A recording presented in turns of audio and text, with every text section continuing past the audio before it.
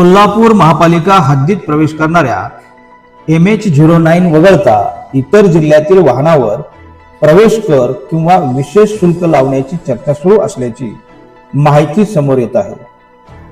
मात्र या चर्चेमागची खरी गोष्ट काय आहे, चला पाहूया बातमीच्या आतली बातमी। कोल्हापूर शहर दिवसेंदिवस वाढत आहे। वाहतूक कोंडी, रस्त्यावरील ताण, पार्किंगची समस्या आणि महापालिकेच्या उत्पन्नाची गरज यामुळे नवीन महसूल स्त्रोत शोधण्याचा प्रयत्न होत असल्याची चर्चा आहे। पण प्रश्न असा आहे की जर MH09 गाड्यांना सूट आणि बाहेरच्या वाहनांना कर लावला तर सर्वाधिक फटका कोणाला बसेल?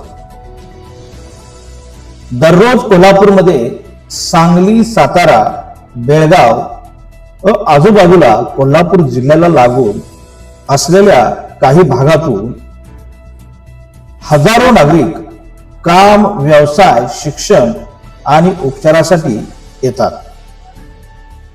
त्याचबरोबर कोल्हापुरात स्थानिक असलेले किंवा तात्पुरत्या स्वरूपात राहण्यासाठी आलेले काही नागरिक आहेत, त्यांच्या गाडीचाही नंबर बाहेरच्या जिल्ह्यातला असू शकतो।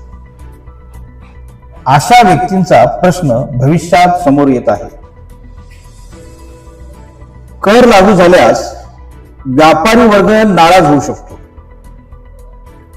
शहरातील बाजारपेठेवर परिणाम होऊ शकतो, बाहेरून येणाऱ्या ग्राहकांची संख्या कमी होण्याची भीती व्यक्त केली जाऊ शकते। पर्यटनालाही फटका बसण्याची शक्यता आहे। तर दुसरीकडे समर्थकाचे म्हणणे असे आहे की किंवा असू शकते कर लावल्यामुळे अतिरिक्त महसूल मिळेल, रस्ते व वाहतूक सुविधा सुधारता येतील, शहरातील पायाभूत सुविधांसाठी निधी उपलब्ध होईल। मात्र महत्वाचा मुद्दा असा आहे की सध्या कोल्हापूर महापालिकेच्या अधिकृत संकेतस्थळावर अशा प्रवेश कराबाबत कोणतीही अधिकृत घोषणा किंवा अधिसूचना उपलब्ध दिसत नाही। त्यामुळे नागरिकांनी अफवावर विश्वास न ठेवता अधिकृत निर्णयाची प्रतीक्षा करणे आवश्यक आहे।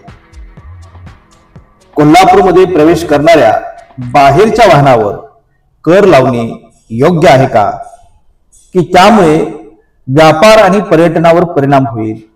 आपलं मत कमेंटमध्ये नक्की सांगा। धन्यवाद।